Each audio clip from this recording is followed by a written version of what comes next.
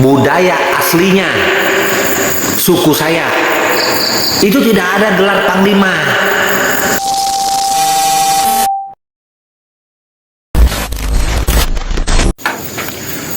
Kembali lagi Empu akan menjawab masalah panglima ini biar lebih jelas lagi.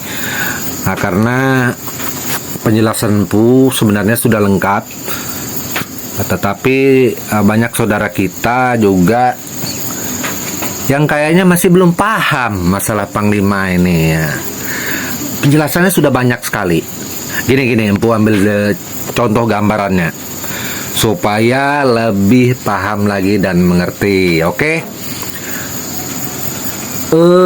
Kebetulan Empu juga punya sebuah perkumpulan.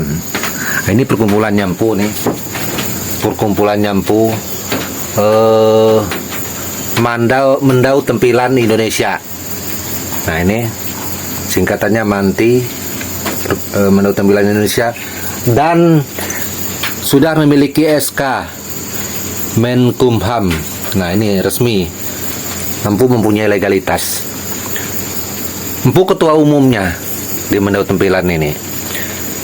Seandainya Empu mengangkat seseorang menjadi panglima di dalam perkumpulan Empu, organisasi Empu, ormas Empu ini, maka itu sah karena Empu mempunyai anggaran rumah tangga sendiri. Seperti itu, bisa paham? Panglima yang ada ini yang Empu angkat, bayangannya seperti itu diakui, nah, ya, sesuai anggaran rumah tangga yang saya buat. Tidak boleh ada intervensi dari pihak lain. Ini kalau kita bicara ormas, ini sah. Siapapun tidak boleh ada yang memprotes karena hak saya sebagai ketua umum. Seperti itu. Tapi panglima ini, panglima di dalam organisasi atau perkumpulan ini atau di dalam ormas ini, nah, katakanlah seperti itu, ini tidak berlaku di luar daripada perkumpulan saya, di luar daripada ormas saya. Itu tidak berlaku sebenarnya. Itu paham kan buat semua saudaraku? Seperti itu. Nah, ini kita membahas masalah panglima yang ada, yang fenomena pada saat ini. Kenapa Empu banyak panglimanya di Kalimantan Timur, di Kalimantan, katakan seluruhnya banyak panglimanya Empu? Ya memang banyak. Itu kalau ada sebuah ormas Kalimantan banyak, ya, perkumpulan banyak, organisasi banyak. Nah, kalau seumpamanya kayak Empu ini, seumpamanya di perkumpulan saya mengangkat 10 orang panglima di dalam perkumpulan saya, apakah itu dilarang? Enggak. Itu karena itu adalah hak daripada saya yang mempunyai legalitas. Tapi itu berlaku di dalam organisasi, di dalam ormas saya punya. Tidak berlaku untuk di luar itu. Seperti itu. Nah, ini seringkali orang-orang sering salah menganggap, nah itu panglima, pemimpin sukunya suku Dayak. Jangan salah, dia panglima, pemimpin di dalam organisasi, di dalam perkumpulannya dia saja, tidak diakui di luar itu. Itu mungkin bisa dipahami apa yang Empu sampaikan. Jadi di dalam budaya Dayak yang sebenarnya, khusus kami Dayak Benua, Tonjowi dan Bentian, budaya aslinya suku saya, itu tidak ada gelar panglima. Itu nggak ada. Nah, terus kata Empu bisa mengangkat panglima di mana Empu? Loh, itu kan di organisasi, di ormas, bukan di sukunya langsung. Nggak ada suku Dayak Benua ada namanya panglima. Yang ada tuh pengelima, Batak Malak. Nah, itu Tuh bisa paham, pengelima. Pengelima ini seseorang yang mempunyai ilmu, kesaktian. Orang pilih tanding atau katakan di luar itu sebutannya pendekar. Seperti itu. Dan ini tidak diangkat oleh siapapun.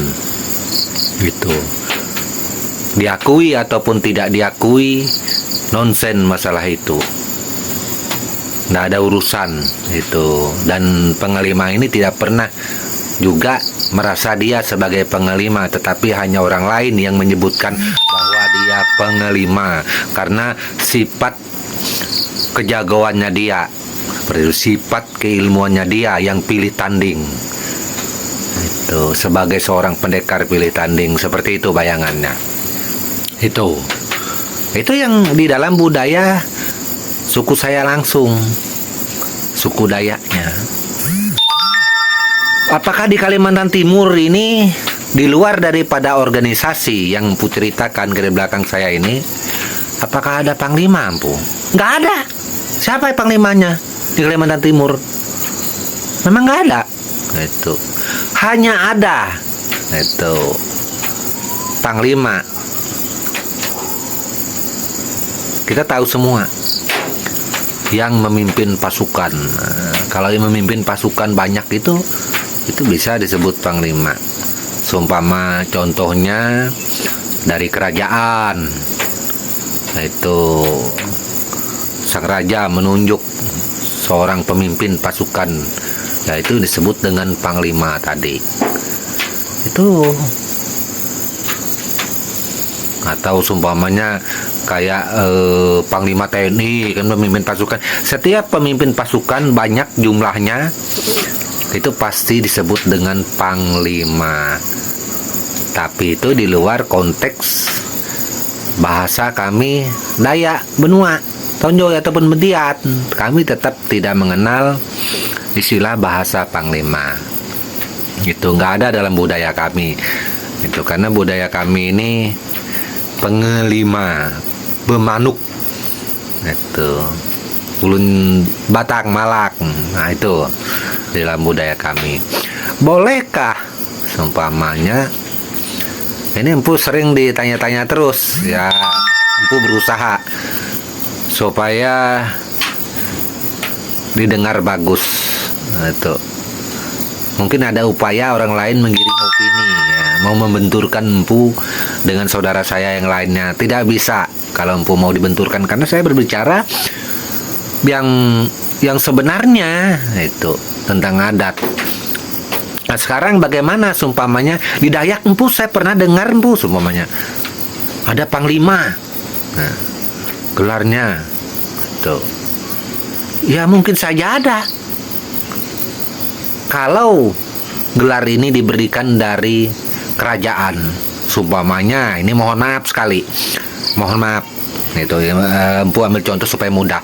Seumpamanya seperti Empu nih, Empu Gelol ini, Empu diberikan gelar oleh kerajaan langsung, ada sebuah katakanlah sertifikat legalitas lengkap dari kerajaan, diberikan gelar panglima, itu sah. Nah, ya. Karena dikeluarkan oleh kerajaan langsung. Meski di Dayak Benua tidak ada yang namanya gelar panglima, tetapi ini gelar diberikan oleh kerajaan sebagai bentuk penghormatan. Itu sebagai seorang pemimpin, dia mengayomi orang banyak. Seperti itu. Ini bayangan. Empu bukan panglima, enggak. Itu mohon maaf, jangan salah nanti Empu dibilang panglima lagi. Nggak ada kami, saya bukan panglima, nggak. Itu panglima yang aslinya ya seperti itu, bentuk penghargaan saja kalau di Dayak. Nah kalau di kerajaan, itulah yang panglima yang sebenarnya. Ada raja, ada pemimpin pasukannya langsung, itu panglima. Itu oke, itu saja yang bisa Empu sampaikan. Semoga bisa paham. Kalau buat saudaraku yang banyak nggak ngerti, yang nggak tahu lagi. Akhir kata, salam budaya dan tabel untuk kita semua, amin.